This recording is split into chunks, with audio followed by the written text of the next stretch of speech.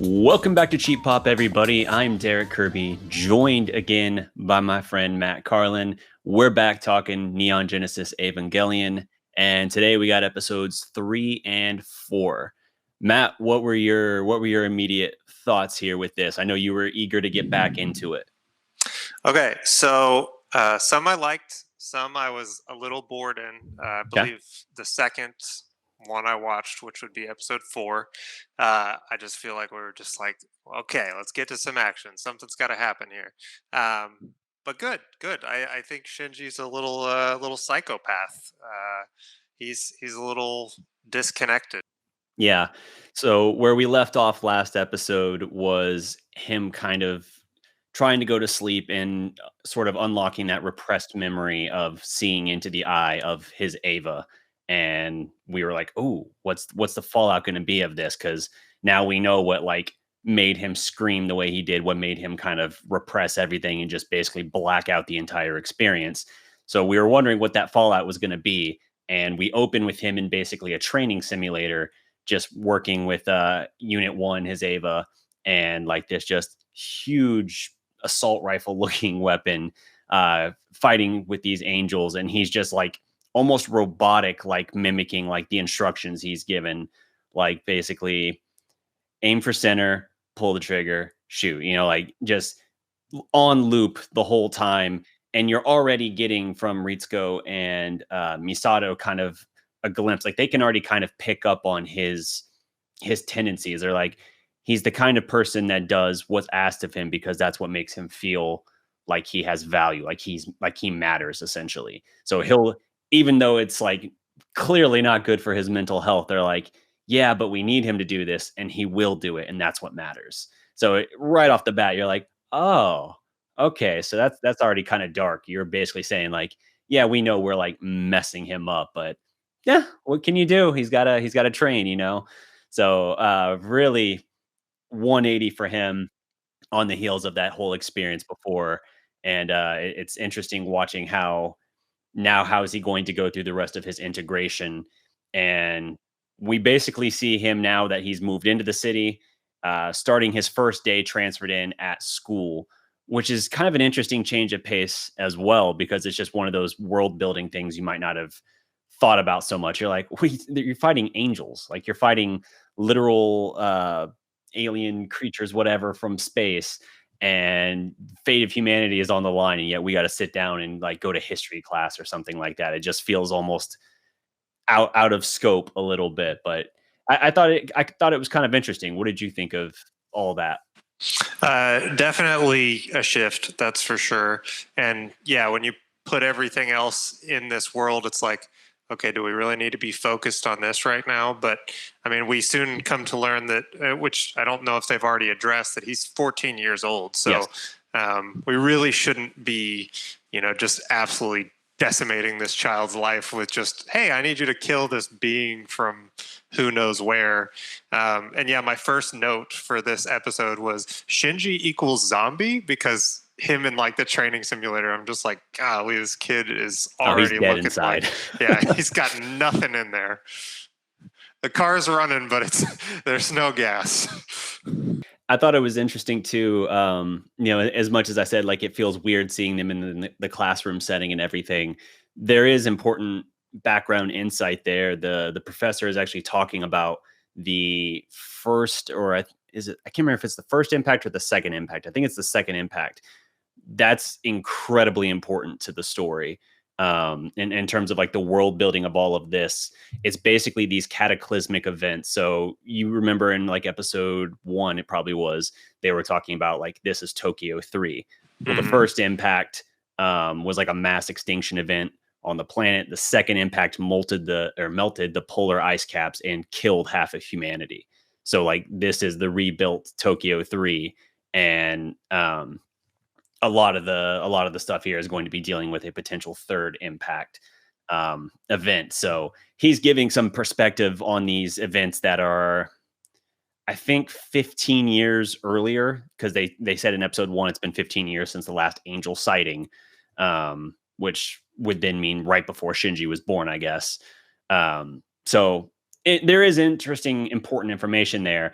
Is it important in the small scope of the immediate episode? No, but it is one of those things that kind of when you look back later and you start hearing more about the impacts, you're like, oh, okay, they were already kind of laying at least the understanding and groundwork of that. It would make sense in this kind of world why a history class would be talking about the impacts themselves. That is like the single greatest historical event in any of these people's lifetimes or even just before them. So Hmm. interesting thing there. And I like as well that everyone quickly puts together like, well, we know there's a new Ava pilot and everything because again, the Avas weren't unveiled until the Angel attack. So everyone's curious about this. Apparently, everybody knows that it has to be another child that's doing this, that it's not like an adult piloting the Ava.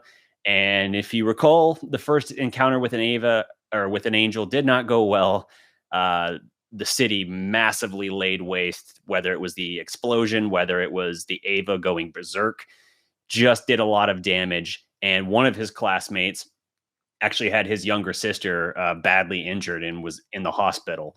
So he's like wanting basically to like settle a score a little bit because he just thinks like this pilot was reckless. He probably got a lot of people killed. I think they even say like there had to be dozens of casualties. The government's just not telling us. They're saying like, oh, no one was hurt, but like, look at the damage. Somebody had to have been hurt in that.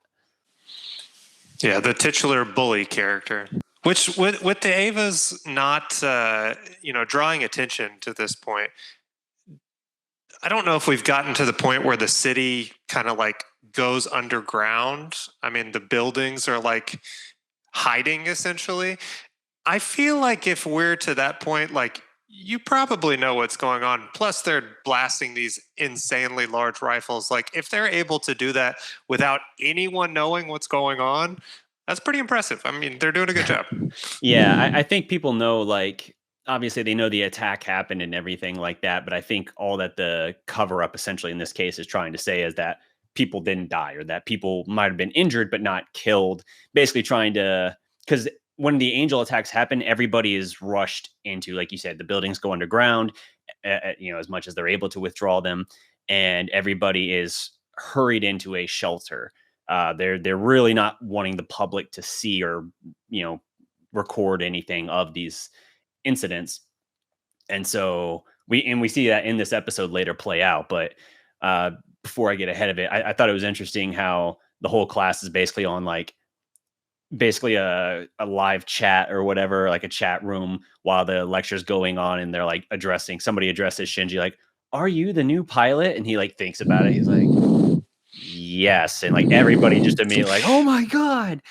The Meanwhile, professor's just over yeah. rambling, like not paying attention to a single thing anyone in class is Oh doing. yeah, yeah. He's seen some shit in his life. He lived through the second impact at least, so he's like actually over there. Like, my God, the deaths, the horrible things I've seen, and meanwhile everybody's just like, that's so cool. Like, it's just a funny disconnect in there. But you mentioned the bully character after Shinji admits to being the pilot.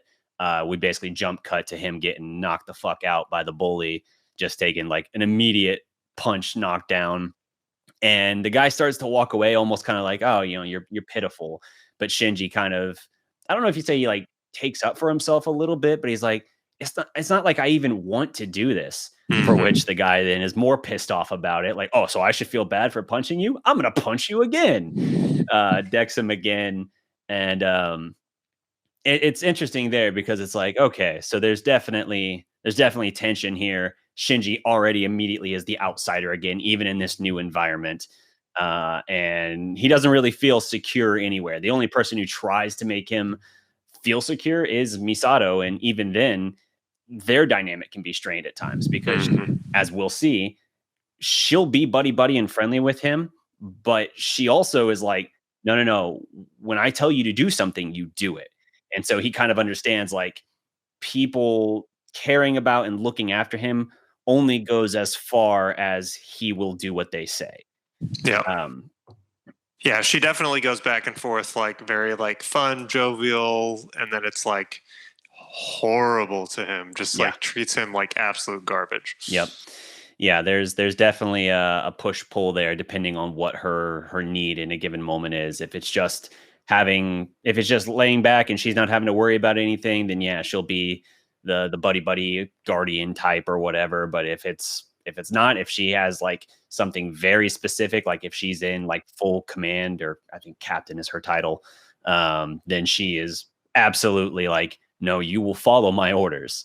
So what ends up happening, we get another angel attack. I think it's right after he's decked by the guy, and that's Toshi who punches him, and another angel is coming already. It's literally what, days, maybe a week at most Yeah. after the first one. So it's like we had 15 years of nothing. One shows up, and immediately there's another one. So Ray actually, I like how Ray also watched him get punched in the face, and then she's just like, "Hey, they're calling us, so I'm gonna go on ahead. You just pick yourself up, and I'll see you there." Um, and so they go and report. Ray's Ava isn't even operational at this point. Like they're that I think that's episode 5 and 6. They get into that, but Shinji gets on and goes over there, and his classmates, meanwhile, Toshi and other one's name, the one with glasses, is slipping my mind. Anyway, they sneak away from the shelter. The shelter, presumably being the school, because they're talking to the class rep. And they come up with a lie about like, oh, we're just going to the bathroom, totally, and sneak out so they can actually see the angel because they want to see one of the angels. And sure enough, where they come out from hiding to kind of see what's going on, Unit 1 immediately gets thrown the hell back, and nearly crushes them. Like they're between its fingers basically when it hits the ground, which shots like that are always interesting because it gives you like a sense of scale of the Avas. Like I know the first one had that cool shot with them like on that crosswalk or whatever, like Mhm. up near the head of it. But like even that, you're like, okay, that's one sense. But then this other shot where you see them like basically how easy they would sandwich between the fingers, you're like, oh, oh, okay, these things are really big. Um, but what ends up happening is Shinji is not fighting back against the angel because he's afraid that it'll hurt them, kill them, whatever. And so Misato basically argues with Ritsuko for a moment and ends up saying, just like, have them open your hatch, have them climb in. And as soon as she says that, my thought is like, well, wait, I thought the whole point was that your connection with the Ava is like, you have to be in this pod for that connection, and it's a delicate thing. And sure enough, immediately the classmates gets in, and the responsiveness, if you will, of the suit, the connection is breaking down because now there's additional consciousnesses in there and everything. And it's just like, oh, good, you've saved them, but now you've made yourself less capable of fighting the angel. And basically, Misato is just like, look, your energy, your more or less umbilical cord, if we want to talk metaphorically, has been cut already. So you're on auxiliary power. You just need to retreat, fall back. We'll get them out and we'll regroup.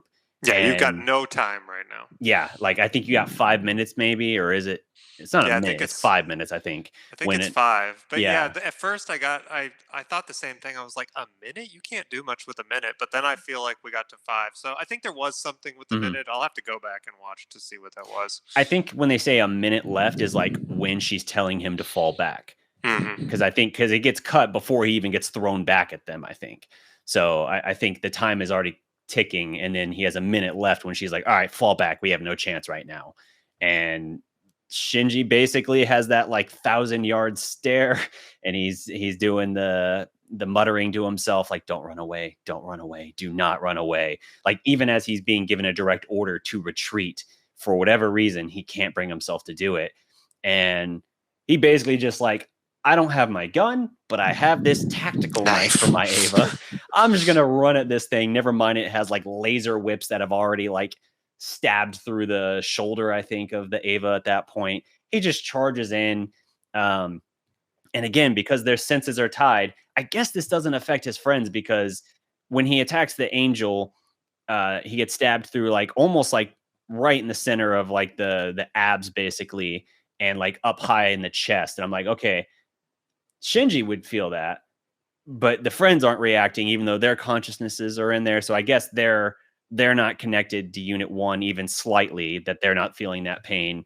But he's basically just screaming bloody murder, trying to kill this angel stabbed through the core. And sparks are flying, time is counting down, and he's like basically just like, one way or another, this is going to end here. Either I'm going to kill it or I'm going to run out of power and it's going to kill all of us. But I'm not moving. And are we to assume that he knew that this like giant? Because I mean, from our background that I've got so far, and if I missed something, let me know. But Mhm. we don't really know what the angels are going to look like until they're there, right? Yeah, the angels vary differently. Every one of them that comes is distinctly unique, and there's something to that as well. But Does he have a that's way with his Ava that it's able to, figure out where like a power source is? where a power source is. What do you mean? Like how it like can seek out the angel if it knows one's like in the city or something? Well, so what he attacked on The core. the the angel, the core, yes. Does he have a way to know where that core is in an angel to know like that's the place I need to attack, or is he just getting lucky like by stabbing it in the eye? So that core looks about the same on all of them. Like there are cores that differ, but they generally have that like red kind of shell orb look to them, and they're generally in the same place. Some of them are a little more unique, but that's just kind of like the basis thing that Nerve does at least know that much, and so he's I must have instructed. missed that on the first one. That's why they were saying aim for center when they were talking about shooting, not just the biggest part of the target, but that's where the core typically is on the Yeah. angels. And so that's why that's been his training. But yeah, so he goes after it. He's stabbing it, and basically as it's counting down like 3, 2, the core goes dark and Angel dies, and then the Ava powers down. And that would have to be horrifying because it's like so boom boom. There's no way as his Ava powers down completely, he has any idea if he actually killed the thing. It's almost like, oh, I'm just waiting to be torn apart. No. Yeah, hopefully that worked out. Okay, no, I think we're good. Yeah, yeah. Uh, Yeah, and so for a minute I was trying to figure out if when the other two boys got pulled into the machine, mhm. the same thing is like what level are they integrated at this point? Because and I'm a little confused, and I need to go back and rewatch that. But there's the goo or Yeah, liquid that they're the essentially LCL. immersed in. Yes. So when you eject from the Ava, it's a big, I mean, it seems like a big process, but they get in so quickly and easily, and it's like I feel like we skip some steps here that Yeah, I've thought that too. Because usually when you open the shell, now as we see in other episodes, when it's ejecting the suit, it like already sprays out the stuff, the LCL.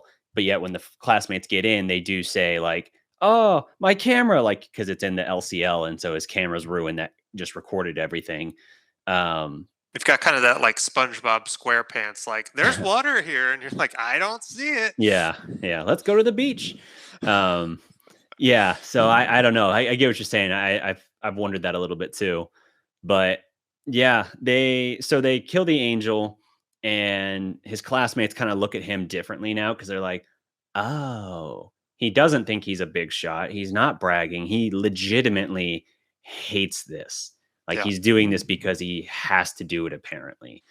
Um, but even still, what was really interesting to me was um, so the episode, because I start to run this one into episode 4, which is the one that, like you said earlier, felt like the slow one. And there's definitely a single shot in that lingers for like a good 25 seconds where they're just drawing out this tension. But his classmates look at him differently and kind of realize like, oh, okay, um, this isn't something he wants to do. And so Toshi, the guy that punched him, is like, he goes like he's going to call him because now we learn Shinji hasn't been to school in like 3 days. No one even knows where he is. He's presumably run away. And so when his classmate goes to call him, he ends up hanging up the phone and not calling. And that then carries us over into the next episode here.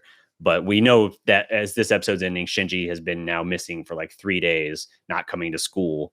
And uh, Toji apparently now feels bad about punching him because he kind of realizes like, oh, okay, like he doesn't want to do this. He is horrified of doing this. It is hell for him to do this, and he wouldn't be doing it unless he was being made to do so. Essentially, I also wonder if there's a little bit of like when he saw him kind of just go into full crazy mode and get the knife, if he's not like, oh wow, this is like tearing at the fabric of his being right now. Like he is mentally unstable, and I'm over here just making it even worse.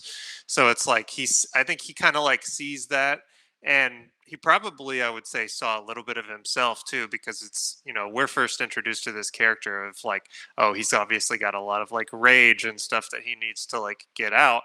Well, he got to see Shinji go through that exact same thing, but use that towards like real physical harm, which is kind of like a exacerbated version of what the other character was doing. Yeah, and even though they both kind of treated him badly, Shinji risked his life to save them. He could have just easily like been like, "Well, you're on your own. I'll try not to step on you as I go about this fight." And yet he risked his life to save them, and so I think they kind of understand that. It's like they legitimately owe him and they misjudged him essentially. But Another note I had and I wanted to touch on real quick is why does the gun on any of these Avas function and help? Because we go through like nuclear bombs and missiles and all this. This is the same thing I had with Pacific Rim.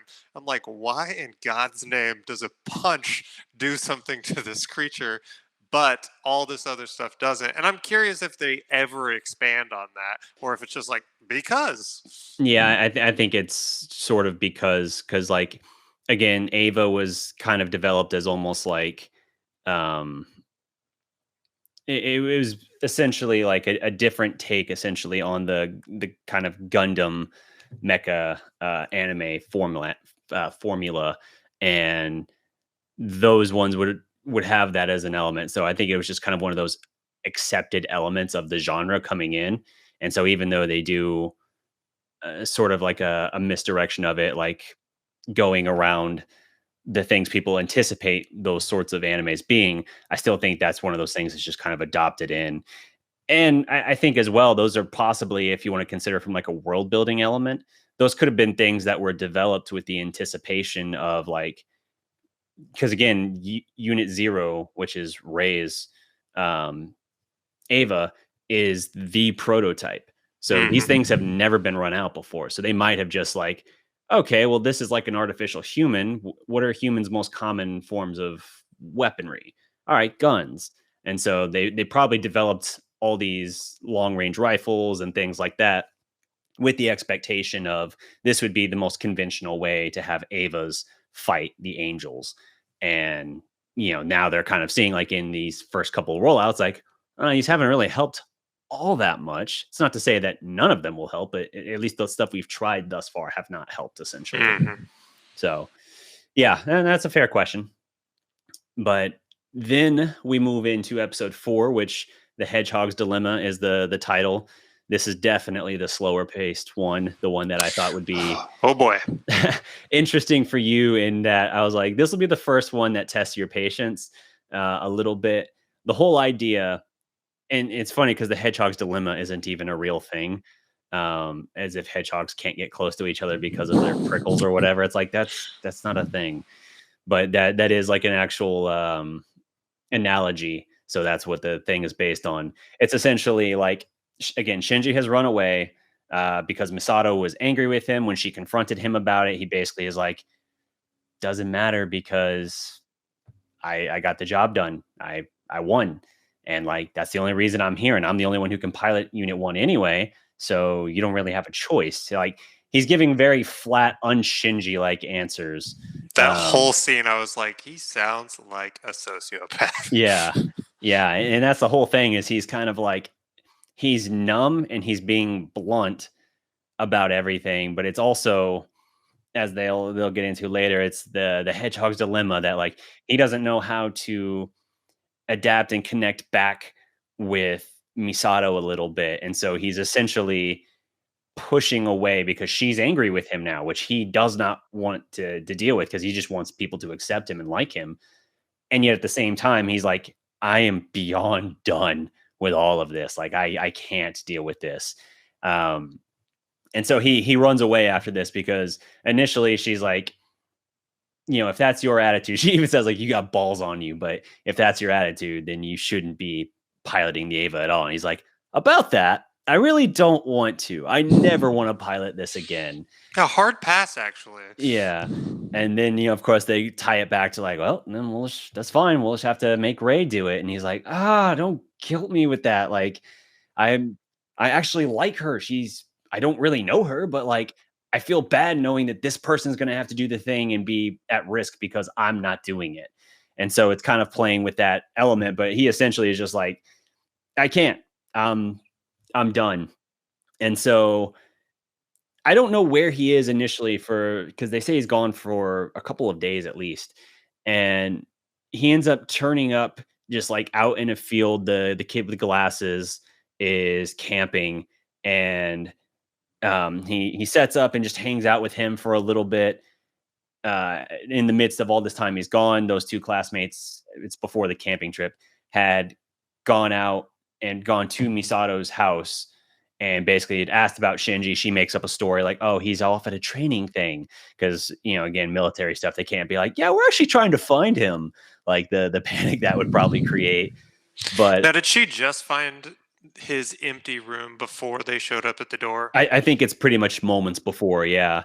I had Um, that in my notes too of Shinji is obviously a robot because no child cleans their room and makes their bed without someone asking them to do so. Maybe he just never really unpacked. Of He's course, got that, one clothes hanger sitting there, and I was just like, yeah. wow, that's a sad closet. Yeah, of course, then that would imply that, Misato cleaned it before he moved in, and I refuse to believe that even more. No, no, no, no, no, no. She's full blown alcoholic. I think we've Yeah, established that. yeah. Um, so a little bit ahead of myself here. So before Shinji basically decides he's not gonna pilot it again, is the camping trip thing, and then basically security from Nerve find him and bring him in. That's when he then has that conversation with Misato, in which he's basically like, "Well, I'll be the one to pilot it and do all that."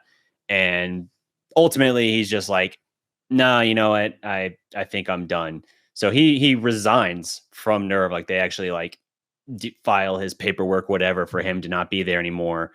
He wants to say goodbye to Misato, but he's not even allowed to know where she is at that point because now he's already a Yeah, civilian. access is revoked. Yep.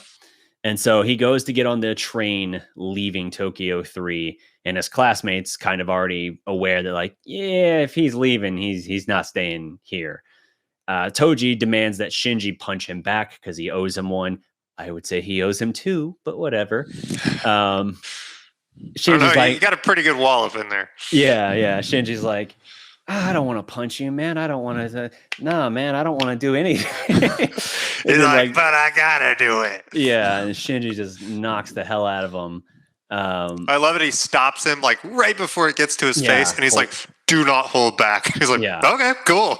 yeah, yeah. That's funny. Um, so yeah, Shinji punches him back, and then the guards or security, whatever, from Nerve are trying to escort him onto the train, and Shinji basically like kind of it's another interesting character moment for him. He turns back, and I wrote down what he writes or what he says when he's basically like trying to call back to those two friends. He says, "I'm the one who deserves to be punched in the face because I'm dishonest and a coward, a snake, a weakling." And I was always like, "Man, Shinji, tell me how you really feel about yourself." Like, but you got to think about it too. In this case, like he knows he's running away, and to him that is the worst thing you can do. He knows that Ray, for instance, will have to step in his place, and now she could potentially die instead. He knows that literally he is supposed to be helping defend humanity essentially. And so like this is a really, you totally understand why someone would like, wait, I have the choice of quitting, yeah, I quit. But at the same time, you're like, man, that's a lot to put on someone, especially a 14-year-old, to be like, yeah, you're such a piece of shit. Everyone was depending on you, and you basically were like, oh, I can't. It's too hard. Like he's very, very down on himself. He knows when he's saying like, I can't do it. He a common theme for him. He doesn't want to run away, but he frequently runs from pain, both physical, emotional pain, whatever. And so he feels like he's a coward. He feels like a snake because he's betraying these people who trusted him, and he feels like he's too weak to stand and do what he has to do, and something that for whatever reason he is more capable of than anyone else they've tried before. Well, it's like I think from this too, like if we're thinking, this story as being real life, you've put somebody in a situation where not only is there like an immense amount of responsibility, but have done it in such a drastic way. People talk about being thrown into the deep end when they're put with a task that's like, wow, you really didn't give me any heads up. He's thrown into the deep end and then somebody's firing a handgun into the water. Like, you can't imagine that anyone is going to be like very receptive to wanting to do something after they've just been through such a traumatic first experience. Yeah. No, exactly. And again, it's been like maybe a week. Even like at the time he's resigning, it's been maybe a week. Yeah. So that's an incredible amount of stuff to have to deal with when you've had no training, no even education really on the subject. Um, but the episode ends with Misato actually kind of understanding then the hedgehog's dilemma that Shinji mouths off in this case because he doesn't know how to relate to others. And so he's trying to say anything he thinks they either want to hear to like him or respect him or care for him. And so Misato kept telling him like he needs to be a big boy essentially, which is already like a condescending way to talk to a 14-year-old anyway, even one like Shinji.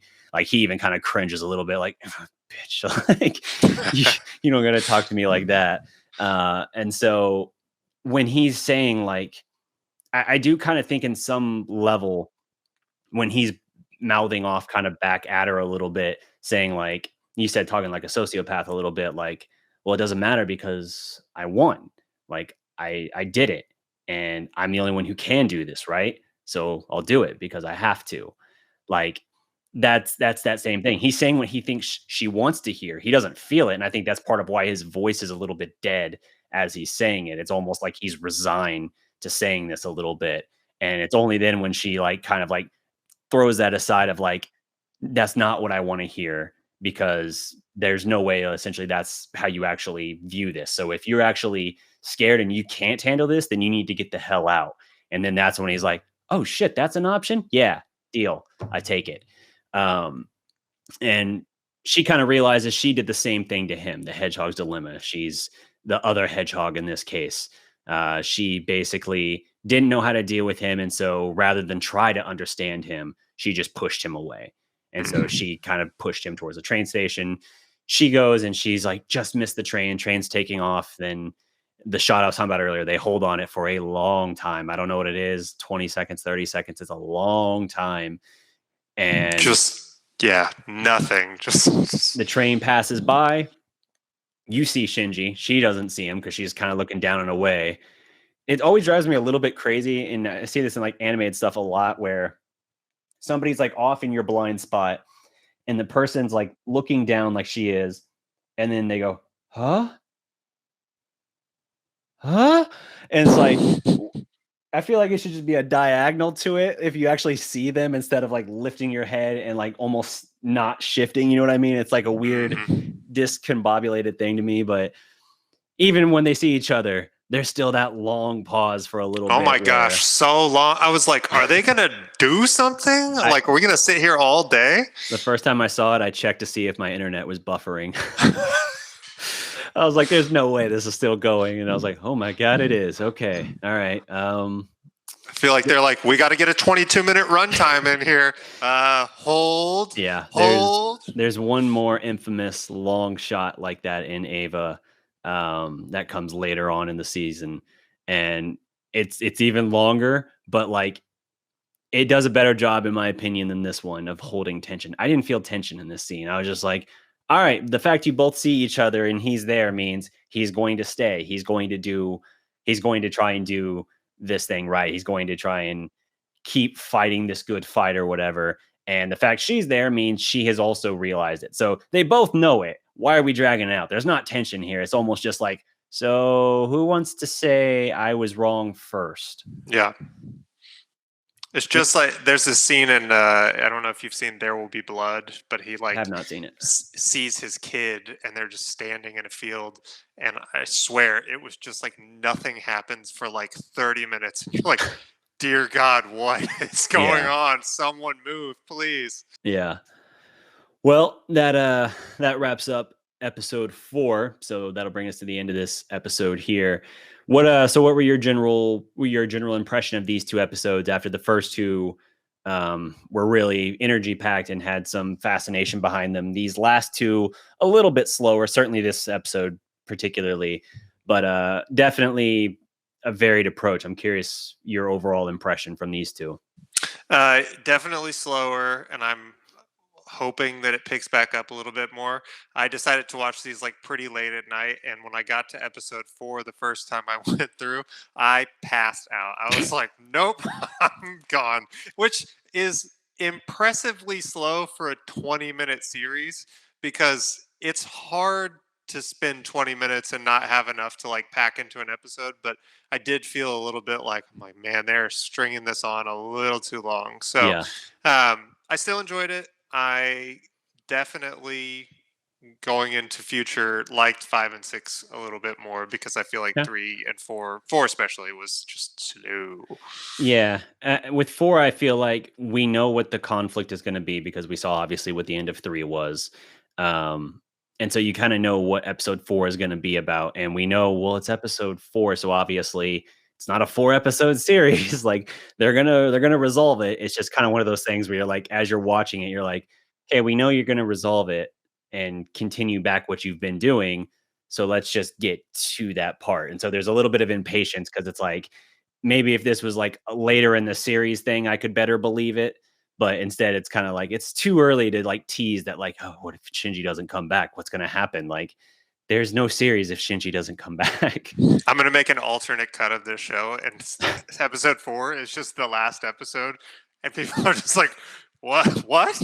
That's it?" of You're like, all the "Yeah, of that's all all." the of all the reasons people have ever said, "What? That's it? What was that about Evangelion?" That would be the first one of that kind.